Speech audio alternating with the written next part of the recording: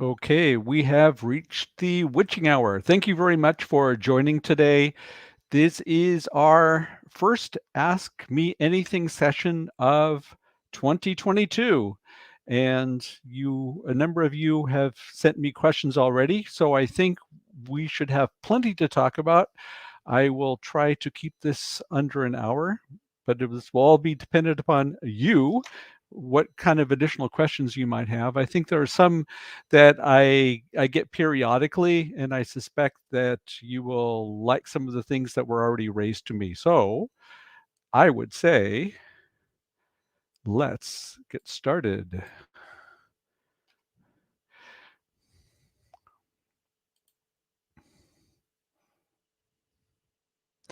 This is tied to a question, this concept leading from below. This is tied to a question that I received perhaps maybe a month ago. And this was all tied to an individual who is struggling working as a program manager, but not getting too much direction from the people on the C-suite. They're the actual bosses. And so this person came to me and asked what we can actually do. So this idea that I posted on the screen, leading from below, if we think that the only way that we can be a leader is to have a position, especially titled manager or something similar to that, nothing can be further from the truth, because you do not need to be a manager to lead. And unfortunately, I'm speaking from personal experience. I know plenty of managers that cannot be leaders. That means that we have the power ourselves, if we feel empowered, to actually lead from below. Let me explain to you what this concept is. That means that we are not titled as being a leader, but we influence those people that are responsible for the organization in a way that they are able to do things that, well, certainly things that you want to have done, but even more pronounced, concretely, that you're able to bring them an added value that they would not know about otherwise, because of your expertise and your experience and what you're actually dealing with. So perhaps if I can go through this idea of leading from below, specifically tied to this example that was the actual question that was given to me, and see if that one makes sense for you. So this person has an assignment, has an idea of what the outcome should be, but does not get this information concretely from this person's supervisors. So what you can always do is say to yourself, well, these would be the logical outcomes that I would expect from whatever that ordeal may be. Put them down, show why they're important, and go to those powers that be and say, here's a suggestion from my side based upon my experience on the field of some things that would be quite beneficial for the organization. And this is only suggestion. Please do not feel that this is something that we need to do, but I thought that some input from me might be useful. And thank you very much for the opportunity. Now, in my experience, if you treat people with respect, especially those people above you, if you treat them with respect and you show that you're trying to help them, most people will be keen and actually be very appreciative of that. So let's follow this example. You've come up with some objectives of what the organization could be working on. You feed it up to upper management. They have the ability to say, oh, that's a good idea. Then we are making a proclamation. These are our objectives. And you could always go back and say, oh, what a great idea. I wish I would have thought of it myself. Now, it's not enough to understand the objectives. You need to be able to trace, especially if we're looking from a project management or a program management perspective. And I'll describe the difference to of both these concepts.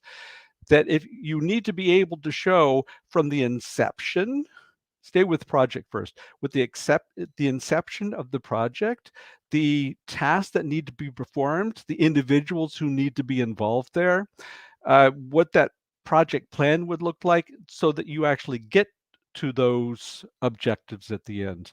And then you could show them to actually accomplish these objectives. I need to have this much manpower to make sure that the project's a success. Or conversely, if it's more complicated, then we'll be working with a program. So let's say we're the program manager, wearing the program management hat, and I would have a number of project managers who would be reporting to me. And I would show that I need to have these project managers that have this expertise so that we could reach these objectives. And that way you could lead from below, making sure that upper management always understands why you're asking for this and what they can actually expect. And if you think about it, it makes a lot of sense. The problem is that we don't feel very often that we're empowered to be able to do this, and so we don't. But I would hope that you would feel a little bit different, and I wish you the best of luck in trying this out. And if you have any additional questions, something along those lines, please feel free to reach out to me.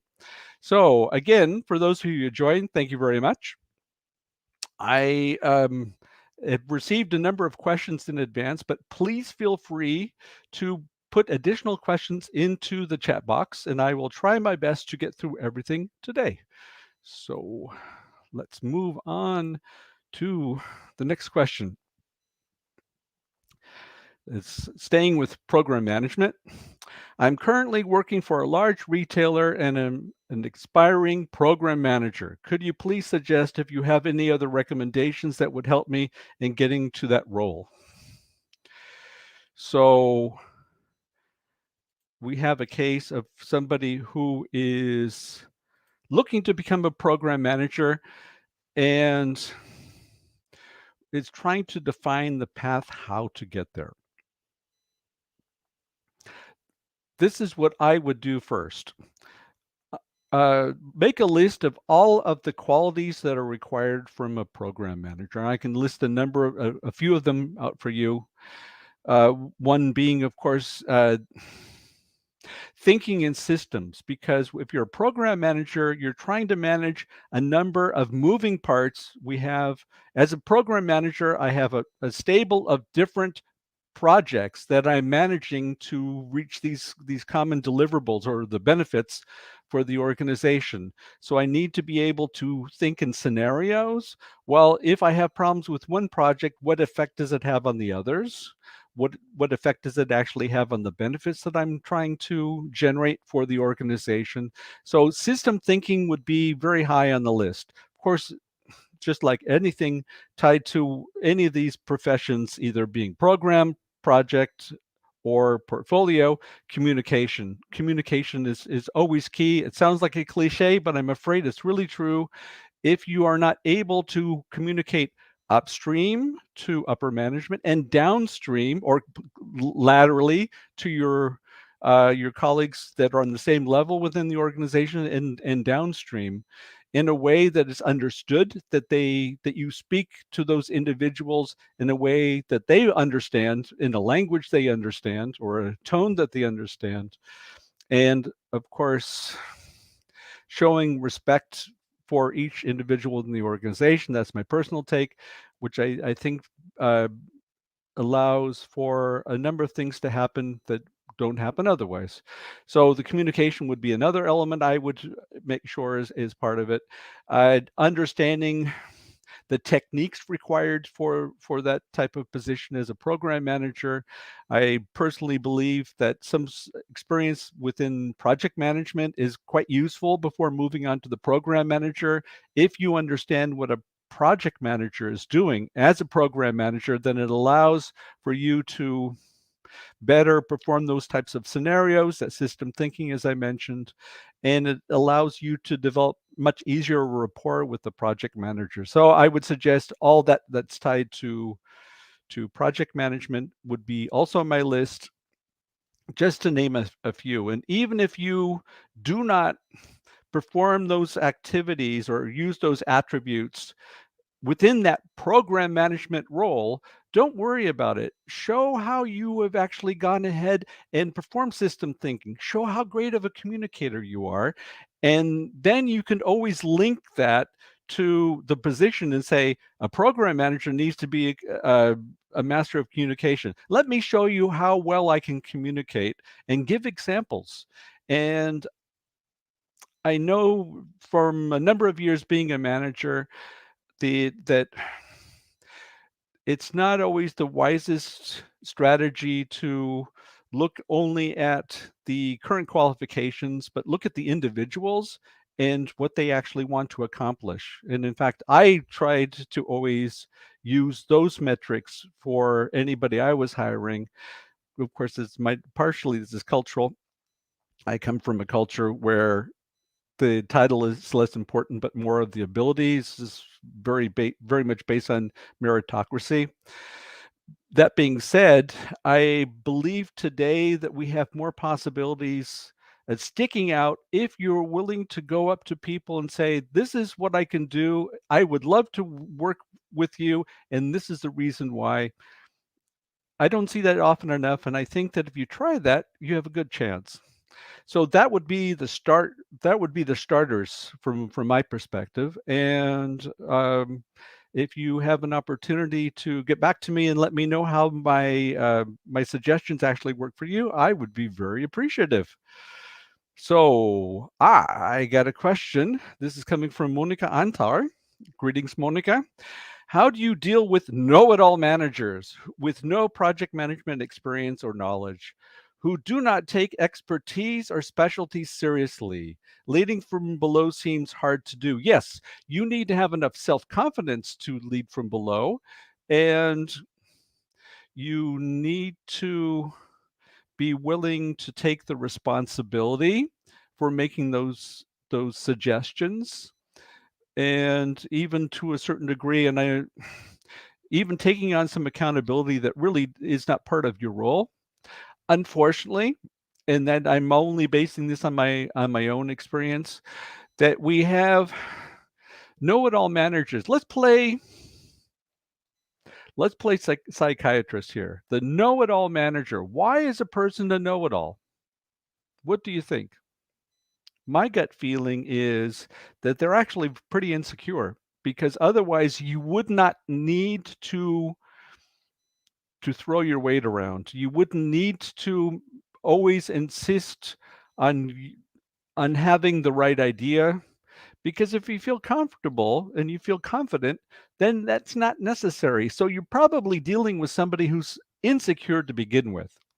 So fighting insecurity with means that make that person more insecure is definitely not going to help you. So how can you break down the barriers for that person who's a know-it-all? Maybe showing that person that you understand their situation, perhaps finding the opportunity to tell this person that actually you're keen on their welfare and you'd like to help them. You see your job as being there to assist them. Because that, of course, is also maybe making that one fell swoop would be a little bit difficult, meaning that you would need to kind of work your way into that position. But I would put that as my goal, because what is the worst that can happen if you try to show somebody that you really want to help them and alleviate that self-doubt that they have? Because really, there's a trust question. When I see this, has everything to do with trust. So how do you build up trust? And I'm not saying it's easy. And I've learned through time that the most satisfying things in life weren't that easy. And if you don't think it's worth it, then that's a choice that we need to make as well, right? And I hope that information helped you, Monica. Thank you very much for the question. So let's see. I have another question. This comes from Naya. What is someone who is not listening to you and not doing tasks that you assigned, even if he or she is junior to you? What to do in that situation? Well, I'm going to take on the role of a project manager. because I think it's easier to relate it to some sort of position.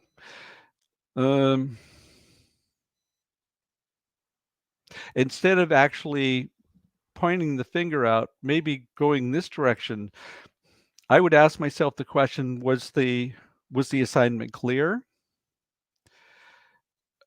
I always look at myself as being a good communicator, but I realize quite often that the message is clear in my head, but what actually came out didn't necessarily make sense, or it was not crystal clear. It wasn't crystal clear to the individuals.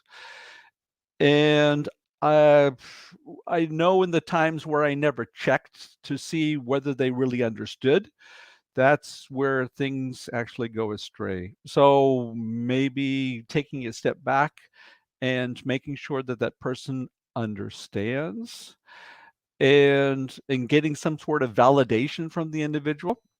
So let's assume you've gone ahead and done that, Naya. You've gone ahead and performed that validation, and they are still not delivering. Then sometimes you need to have a heart-to-heart conversation with individuals and say to them, um, we were expecting different attitude or different deliverables from you. Uh, are there other issues that you're running across that are holding you back? Again, I'm just going back to my experience that very often people will say, oh, yeah, great, I'll go ahead and do it. But the fact is, they don't know how and they don't want to admit it. That could be an issue too. And in starting that conversation where they feel that they can actually talk to you about it. And now let's get to the worst case scenario, that they know how to do it, they're just not interested. And then very often you have to more or less lay out an ultimatum. I think it's good. And again, I went to the ultimatum too quickly enough times in my career. And in retrospect, I think would have been better off giving people a little bit more chance and not making assumptions because that's the way it appeared, but really making sure that I had it right. So, a number of suggestions, Neha. Thank you very much for that question. It's very pertinent. And again, if you want to try it out and let me know how it worked out, please feel free to go ahead and reach out to me. So you came up with they understand, but they are not willing because they think less of you. Well, that's a different story. And then you need to go ahead and say, I'm the boss. And if you don't like it, then find another place. And unfortunately, sometimes you have to lay down the law. People will not trust you, or they will not. The word is not trust. They will not respect you. They will not respect you unless they feel that you are to be taken seriously. And unfortunately, we have to do that sometimes. Okay, I have some other questions that I'd like to go ahead and make sure that I get to. So let's move on.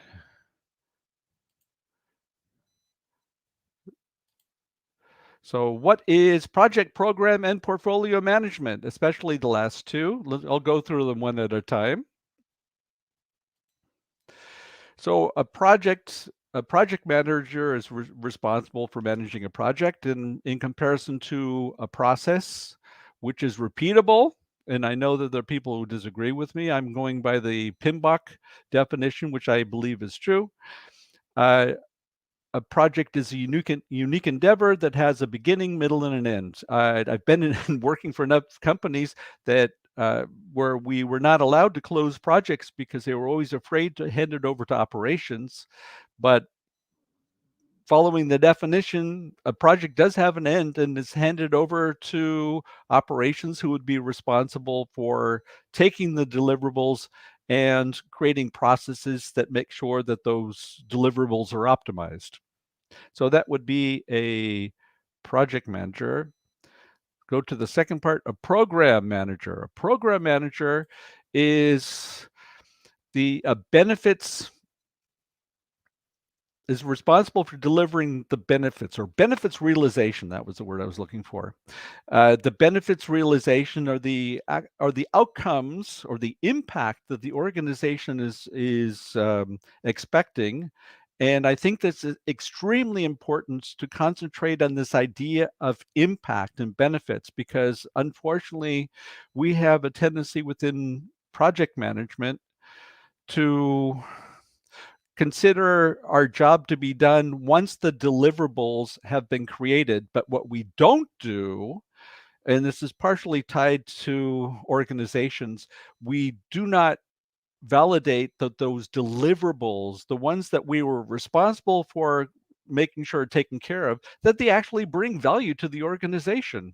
So a program manager will be responsible for making sure that those benefits are actually realized.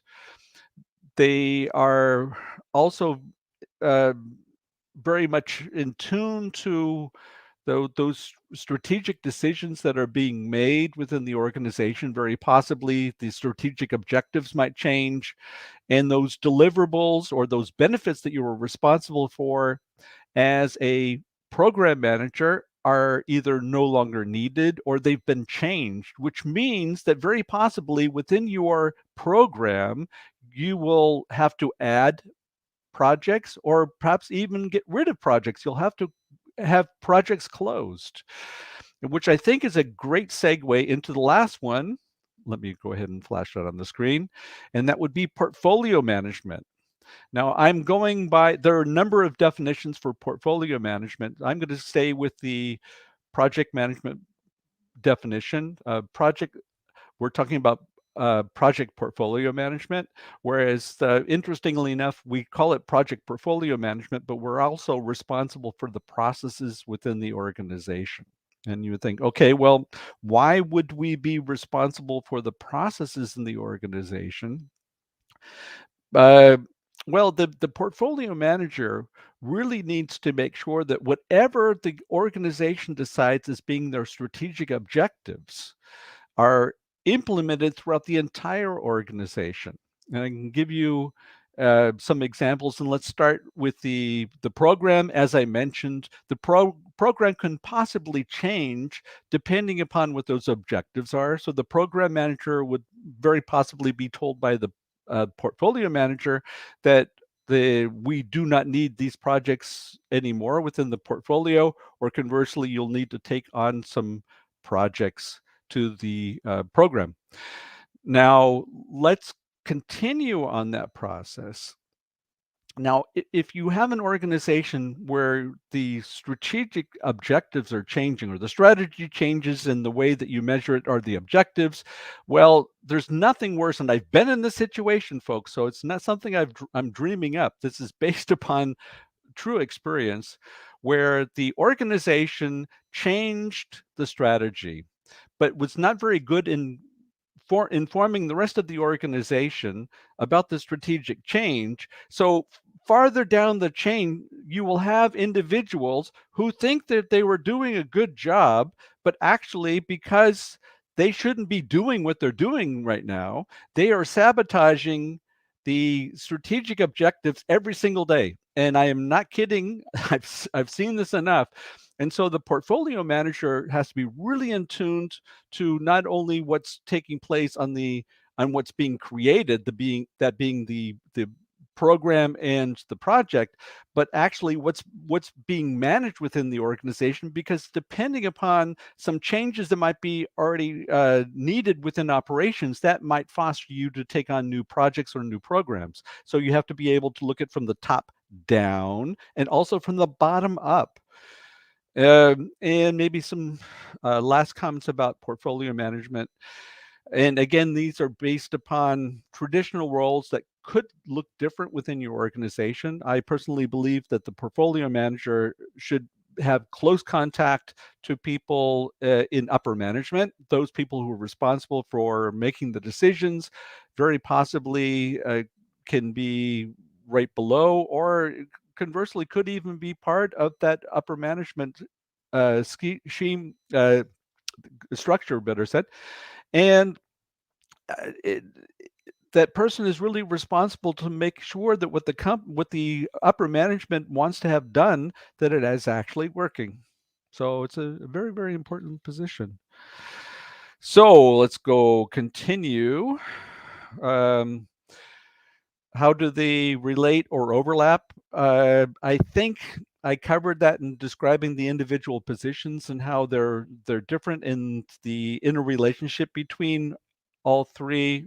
I believe that I covered that, and perhaps if somebody feels differently, don't hesitate to reach out to me. I do not claim to be infallible.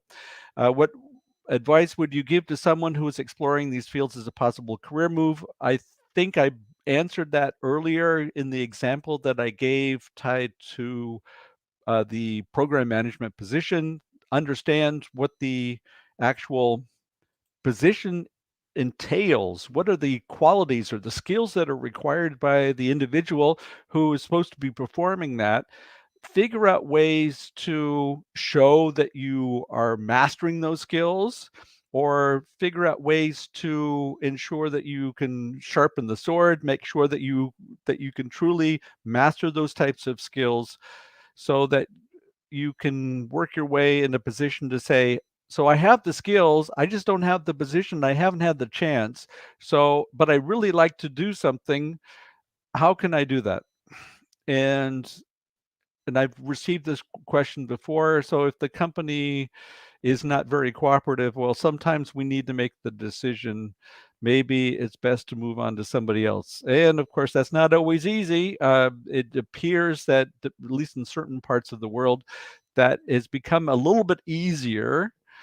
We have the great reshuffle going on in the United States and also in the UK, where a number of individuals decided that they would like to try something else. And so I think that these types of questions are extremely pertinent. And so I'm very appreciative. And I think it's important to make sure that you do not feel that it's not possible simply because of some rules that somebody else came up with. And so let's move on to number 4. What do you find most challenging about these roles? What do you most enjoy about these roles? Oh, okay. Yeah, I like this question. This is the things I like to talk about, really. The personal satisfaction of being able to take on a complicated endeavor that might not always be that easy within the organization, and to see it work and be responsible for being the person who made it work. I could tell you a story about one project. This was 22 years ago now, and I was making a switch from customer service type activities, operations activities, to IT. And we were asked to come up with an e-commerce strategy from the organization I was working for.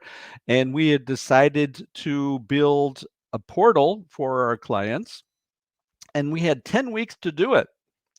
And of course, when you don't know any better, you always say, yes, we can. And I was not going to accept anything else, and you figure out ways to make it work. The organization was very loose, and I found myself jumping into all kinds of things that nobody told me what to do.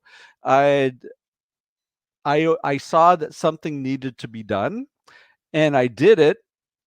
And at the end, we had the portal up and running. I was working very closely with the developers, and 6 days, and this was a prototype, this was truly smoke and mirrors. 6 days after we had given that presentation, we had sold our first license to a product that we hadn't even built yet. And then we had to really scramble to get that product done, which we did. And there was a certain satisfaction that I had personally in knowing full well that, had I not felt empowered to jump into a lot of things that nobody told me what to do, nobody knew what needed to be done. We were learning as we were doing this. And of course, the camaraderie that we had as a group was really fantastic. And I've seen this over and over again, especially in those difficult situations where everybody was able to work together. The satisfaction that takes place is something that nobody can take away from you. So that would be one example. Moving forward within my career, because I've covered all of those positions, project management, program management, and also application portfolio management. The the ability to be able to do something on my own and to learn from that experience and have the feeling that I was not just learning, but I could see how I was doing better at whatever it may be. There, I don't care what you do. If you're able to put yourself in a situation, come up with a job where you're able to work on your own and show that your ability and gain that internal satisfaction that you feel that you were getting better, that's again something that nobody could else ever take away from you. And if we're really talking about coming up with self-satisfaction, for me, that is the best recipe that I could ever think of. So let me see. I have some more questions. This is another comment coming from Monica. I always try to handle situations by it's not a critique, but an improvement suggestion. Would investing another person with a key position? Ah, yes. This is a great one. Would investing another person with a key position help to make uh, the colleague with the key positions listen? Yes. In fact, I have to tell you a secret, Monica and everybody else. There was something I learned a long time ago. I do not always have to be the messenger. In fact, very often I'm not the best messenger for whatever reason. And this could be one for Neha as well. If indeed you feel that there was somebody else in the organization who would be much more effective in lowering the boom on that employee, it all depends on what the actual arrangements are. If that person has been assigned to you and you are that person's superior, then I would make sure that I do it myself, because otherwise you're just leaving yourself open to something like that taking place again. And the sooner we can learn how to manage people and be very honest, the better off we are. But getting back to Monica's question, yeah, I like this. I came up with a phrase that I use quite often, and it's called, it's not the message, it's the messenger. And I bet you know the situation where you've been involved in some sort of discussions, and let's say there are two people, they might even be sitting next to each other, and person A will say whatever it may be, and people ignore person A. And then person B comes out and says the exact same thing, And everybody says, what a great idea. And you're thinking the whole time, wasn't anybody listening? That's what I just told you. That's a real frustrating feeling, isn't it? And so I decided that that doesn't always have to be about me. If we're looking for success, it has nothing to do with the individual. So if you can get somebody else who is a better messenger to bring that message, and you are able to obtain success, isn't success really your main goal here? So I personally believe that that is something that it's worth pursuing, and I wish you luck with that one, Monica. And if I'd be keen to get any feedback from you as to how that actually went. So let me see if I came up with it, if I have any other questions. Oh, yes, there was another question. This is one I run across quite often. From predictive to adaptive. Let me put this on the screen. Do you have any suggestions on how to move a company to an adaptive way of working? First of all, let me explain to you what these terms are. You might know them, especially if you're coming from IT. They are often phrased as waterfall or a predictive model or agile or an adaptive model. But we're really talking about an organization. The question is dealing with an organization. So what we need to really define is, how can an organization react to sudden changes in the things that they have to deal with. And I personally believe that if we didn't learn something from the pandemic, especially in the beginning, it's that companies that felt that they could never be agile, all of a sudden were agile because they had no choice. Now, agile is not a magic potion that you take and all of a sudden it works. There are certain conditions, and this is really getting to the brunt of the question. It's not a how-to manual, it's a mindset.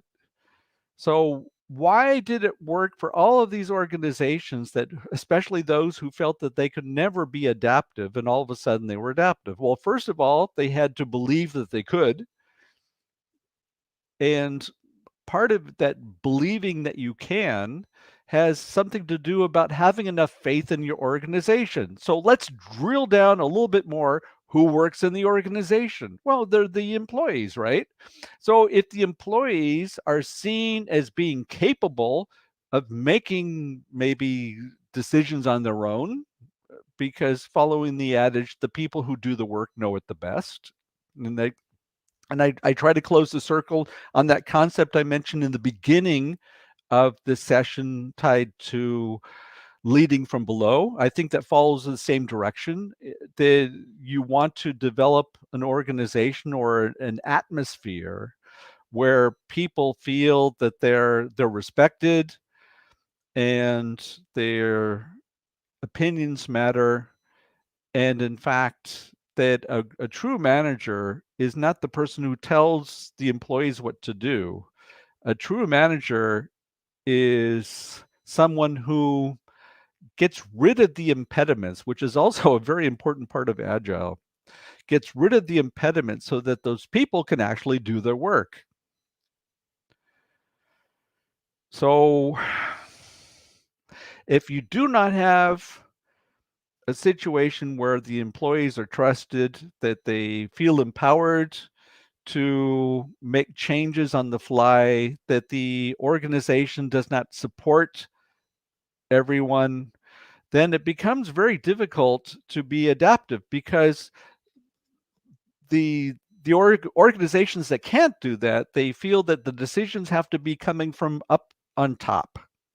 Whether those people on top of the organization truly understand what needs to be done, understand that the need to change or the need to adapt to your current situation, is open to question, personally. And so if you don't have an organization who is capable of putting that faith in the employees, and maybe not planning farther than you need to, plan as much as you need to, but no more. Try something out. I'm a firm believer in testing and get it validated and make adjustments. One important technique that was way before Agile hit our shores was the Deming model from W. Edwards Deming, and that was created originally in the 1930s, following a gentleman by the name of Shewhart. And it's based upon something very, very simple: plan, do, check, act. And so it works as a circle, actually more like a cylinder, because you improve on each round that you actually perform. So it's not linear. It's like a cylinder. So you plan as much as you need to. You actually perform the exercise. You check whether what you planned was what you delivered. And as is usually the case, some stuff worked, other stuff didn't. So you make adjustments and then you give it another round. So when looking at an adaptive organization, you need to make sure that there's less time put on the actual planning. Now, planning doesn't mean there's no planning, but we make adjustments to our big plan based upon our insights that were actually revealed through the small iterations that we're performing. And it makes sure that the closer you get to whatever that big deliverable is supposed to be, that the more certainty that you have and that you're on the right track, which is very, very important. And I think that these are very important qualities, and that unfortunately either the corporation has the faith in the abilities of the individuals and is truly adaptive, or it's not. And if they're not, then we need to convince upper management that this is the only way to move forward. And then the way that you do that is depending upon the organization.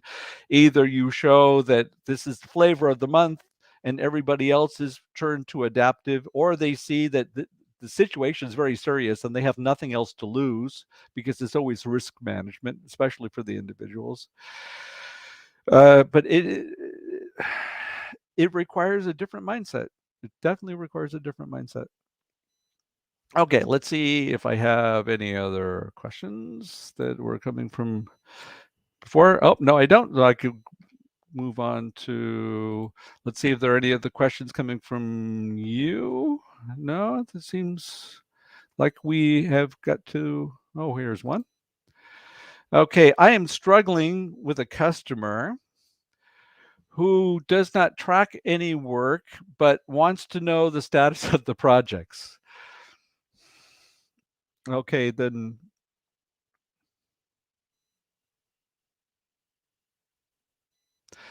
So that means that this customer is expecting everything to be brought out so that it's purely understood. The first question I would ask, so what was the agreement with the customer? And now, are you expected to do additional work that you're not getting paid for? So that would be number one. How important is this customer? Are you willing to do more than what was actually expected? That would be question number two. If you do this work, do you ever really feel that the customer is going to appreciate this work? So those would be the first three questions I would ask, and then depending upon what those answers are, then I would probably act accordingly.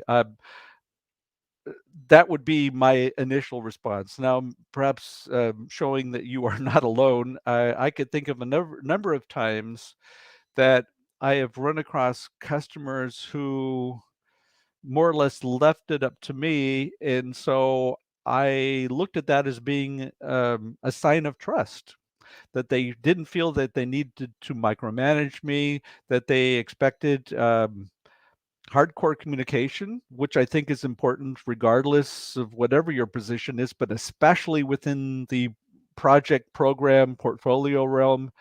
Communication is so important. And I would look at that as being something that allowed me to manage the framing of how things are going. And so I tried to turn that around into something positive and make sure that there would not be additional efforts that would be required from my end to make sure that happens. So to recap, it kind of depends on the situation, whether you need to hold a heart-to-heart conversation with the customer. I've always seen it as being part of my job to manage not just the planning, but to make sure that the communication is done in a transparent way, so that you're able to go ahead and build up that trust. And so I always try to turn it around and make it to my advantage. Hope that one helped. Okay, and here is a question tied to how do you ensure the productivity of the team?